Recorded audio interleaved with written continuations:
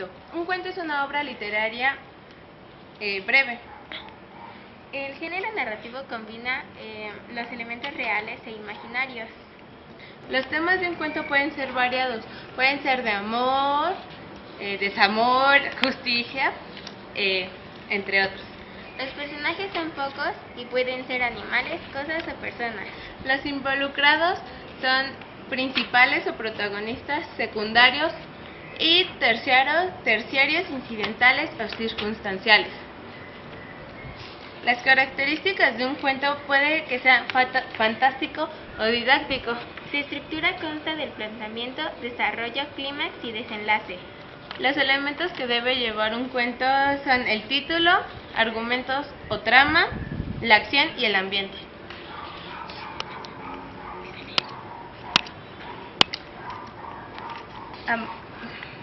Amargura para tres sonámbulos, Gabriel García Márquez.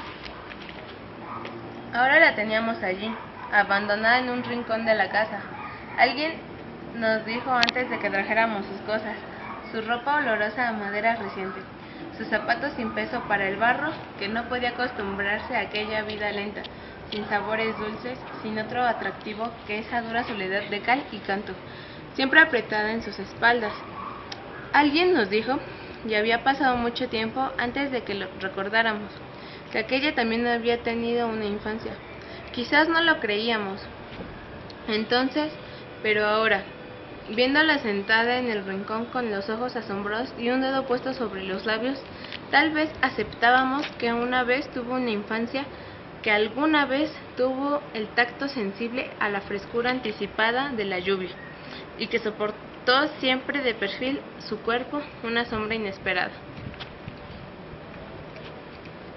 Todo eso y mucho más lo habíamos creído aquella tarde en que nos dimos cuenta de que, por encima de su submundo tremendo, era completamente humana.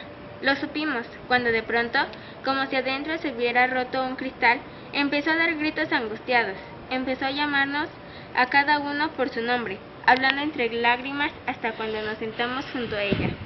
Nos pusimos a cantar y a batir palmas, como si nuestra gritería pudiera soltar los cristales esparcidos. Solo entonces pudimos creer que alguna vez tuvo una infancia. Fue como si sus gritos, que parecieran en algo a una revelación, como si tuviera mucho de árbol recordado y río profundo, cuando se incorporó, se inclinó un poco hacia adelante y todavía sin cubrirse la cara con el delantal, todavía sin sonarse la nariz y todavía con lágrimas, nos dijo, no volverá a sonreír. Salimos al patio, los tres, sin hablar. ¿Acaso creíamos llevar pensamientos comunes? Tal vez pensamos que no sería lo mejor encender las luces de la casa.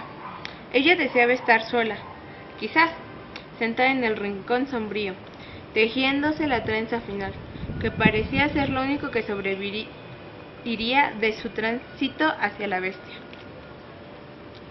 Afuera, en el patio, sumergidos en el profundo vaho de los insectos, nos sentamos a pensar en ella. Lo habíamos hecho otras veces. Podíamos haber dicho que estábamos haciendo lo que habíamos hecho todos los días de nuestras vidas. Sin embargo, aquella noche era distinto. Ella había dicho que no volvería a sonreír, y nosotros, que tanto la conocíamos, teníamos la certidumbre de que la pesadilla se había vuelto verdad.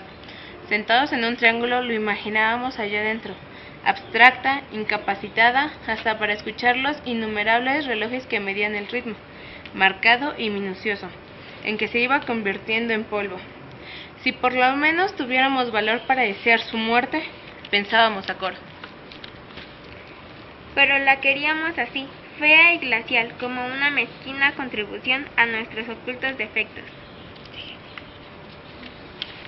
Éramos adultos desde antes, desde mucho tiempo atrás. Ella era, sin embargo, la mayor de la casa. Esa misma noche habría podido estar allí, sentada con nosotros, sintiendo el templado pulso de las estrellas, rodeada de hijos sanos.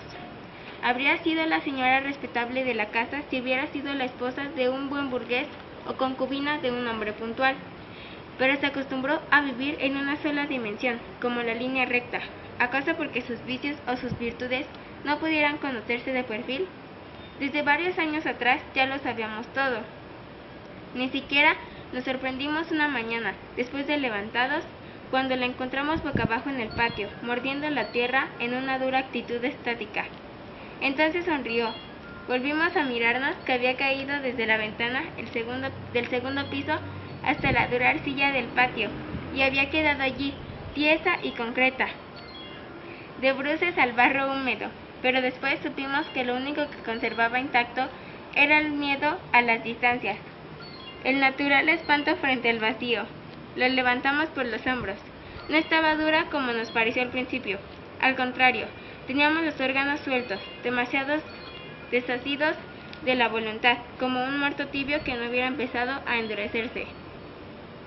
Tenía los ojos abiertos, sucia la boca de esa tierra que debía saberle ya a sedimento sepulcral, cuando la pusimos de cara al sol, y fue como si le hubiéramos puesto frente a un espejo.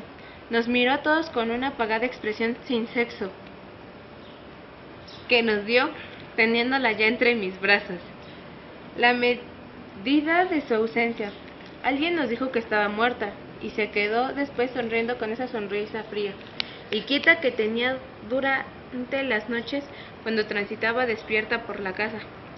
Dijo que no sabía cómo llegó hasta el patio, agudo, que parecía, así lo dijo, dispuesto a tumbar la pared de su cuarto, y que ella se había puesto a recordar las oraciones del domingo con la mejilla apretada al piso de cemento. Sabíamos, sin embargo, que no podía recordar ninguna oración, como supimos después de que había perdido la noción del tiempo, cuando dijo que se había dormido sosteniendo por dentro la pared que el grillo estaba empujando desde afuera, y que estaba completamente dormida cuando alguien, cogiéndola por los hombros, apartó la pared y la puso a ella de cara al sol. Aquella noche sabíamos, sentados en el patio, que no volvería a sonreír. Quizá nos dolió anticipadamente su seriedad inexpresiva, su oscuro y voluntarioso vivir arrinconado. Nos dolía hondamente, como nos dolía el día que la vimos sentarse en el rincón a donde ahora estaba, y le oíamos decir que no volvería a deambular por la casa.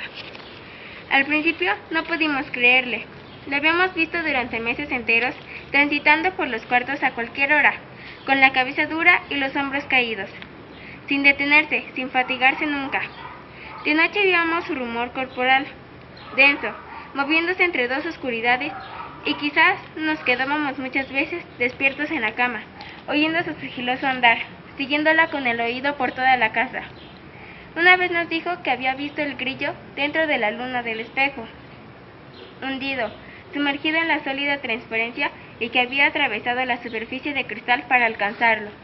No supimos en realidad lo que quería decirnos, pero todos pudimos comprobar que tenía la ropa mojada, pegada al cuerpo, como si acabara de salir de un estanque. Sin pretender explicarnos el fenómeno, resolvimos acabar con los insectos de la casa, destruir los objetos de que la obsesionaban. Hicimos limpiar las paredes, ordenamos cortar los arbustos del patio, y fue como si hubiéramos limpiado de pequeñas basuras el silencio de la noche. Pero ya no la oíamos caminar, ni la oíamos hablar de grillos, hasta el día en que, después de la última comida, se quedó mirándonos, se sentó en el suelo de cemento todavía sin dejar de mirarnos, y nos dijo: «Me quedaré aquí, sentada». Y nos estremecimos, porque pudimos ver que había empezado a parecerse a algo que era ya casi completamente como la muerte. De eso hacía ya mucho tiempo, y hasta nos habíamos acostumbrado a verla allí, sentada con la trenza siempre a medio tejer, como si se hubiera disuelto en su soledad y hubiera perdido, aunque se le estuviera viendo, la facultad natural de estar presente. Por eso ahora sabíamos que no volvería a sonreír, porque lo había dicho en la misma forma convencida y segura en que una vez nos dijo que no volvería a caminar. Era como si tuviéramos la certidumbre de que más tarde nos diría: «No volveré a ver», o quizá «No volveré a oír», y supiéramos que era lo suficientemente humana para ir eliminando a voluntad sus funciones vitales, y que espontáneamente se iría acabando sentido a sentido hasta el día en que la encontráramos recostada en la pared, como si se hubiera dormido por primera vez en su vida. Quizás faltaba mucho tiempo para eso, pero los tres, sentados en el patio, habríamos deseado aquella noche sentir su llanto afilado y repentino de cristal roto, al menos para hacernos la ilusión de que habría nacido una niña dentro de la casa, para creer que había nacido nueva. Bueno, eso fue todo por esta vez. Espero que le haya gustado. Adiós.